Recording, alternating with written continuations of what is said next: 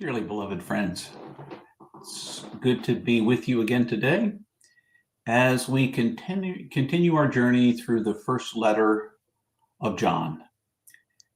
We're doing that as a sacred reading, as a Lectio Divina, which really means sacred reading.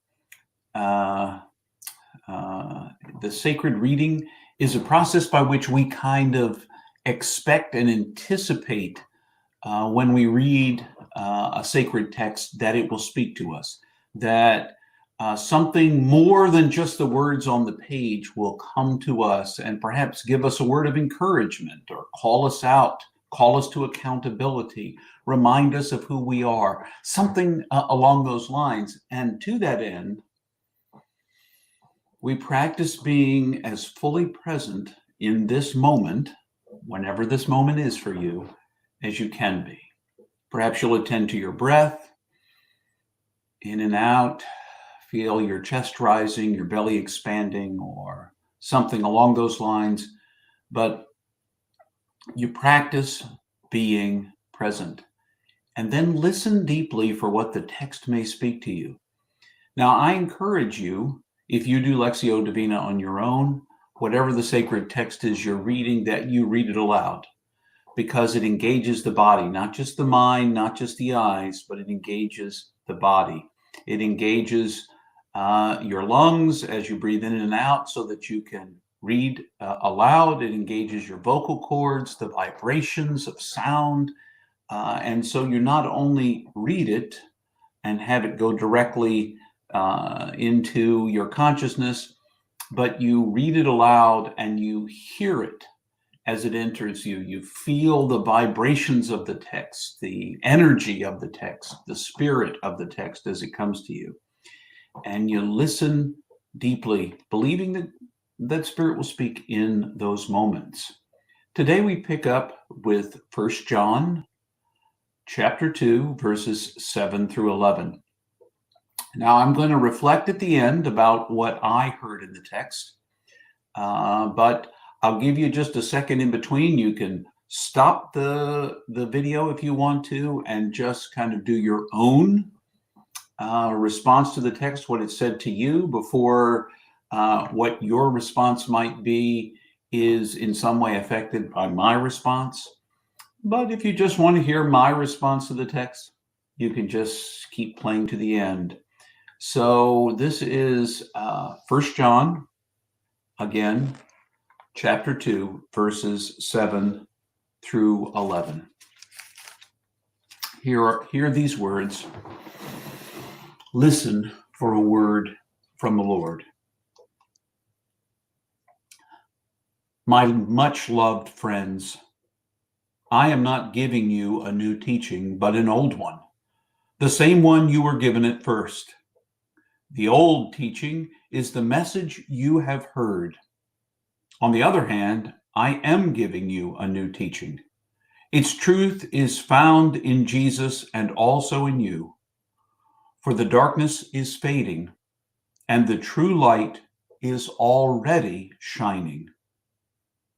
Anyone who says, I walk in the light, but hates another is still walking in the darkness. Anyone who loves others is walking in the light and has no reason to trip or fall. But anyone who hates others is in darkness and walks in darkness.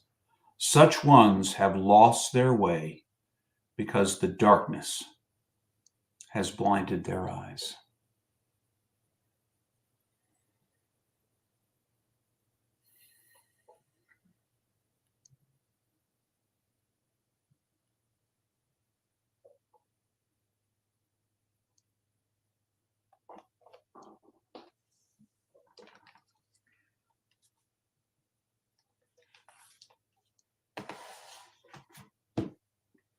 As I listened to the text, as I was reading it and it crossed my path, it'd be very easy for me to be drawn into the either or of this. You either walk in the light or you walk in the darkness. And that love is the path of light and hate is the path of darkness. be very easy to be drawn into that kind of dualistic way of hearing it. But I heard it in kind of as I was listening to it, I heard it in a sort of different tone for me today. I thought of those who hate, and perhaps I'm one of them sometimes. I like to believe I walk in the path of light and that I can see and not trip.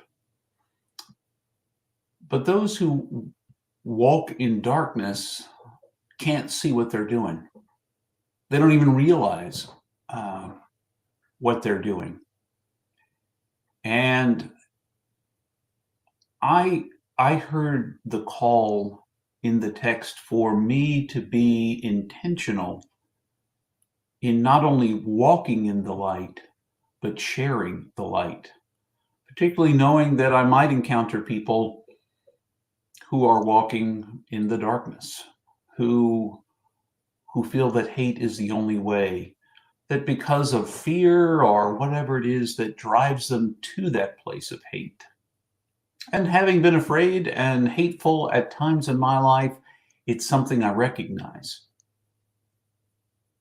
But if I could potentially bring that light into all my encounters, not see my encounters as either or, recognizing that those who walk in the darkness need light, and not from some kind of lecture from me about how they're walking in the darkness, but simply through my being the light, letting the light that is not my light to begin with shine in and through me. This new commandment is the old commandment, that we love one another and that we love God. And to love in any form, to truly love, is to walk in the light. And to hate in any form is to walk in the darkness. I need to be reminded of that. It's very easy for me to decide sometimes in my own judgmental way who is right, who is wrong, who's in, who's out, who to hate, who to love. And it doesn't sound like in that text there's much choice for me. I don't choose who I love. I simply choose to love. And to love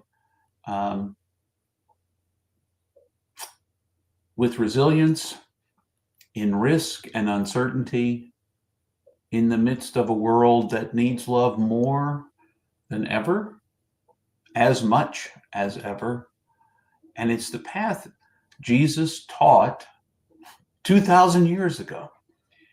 And we're still needing to be reminded that there is not, that our calling is to be light and to walk in the light and to love. So remember today, you are infinitely precious and unconditionally loved for the gift you already are.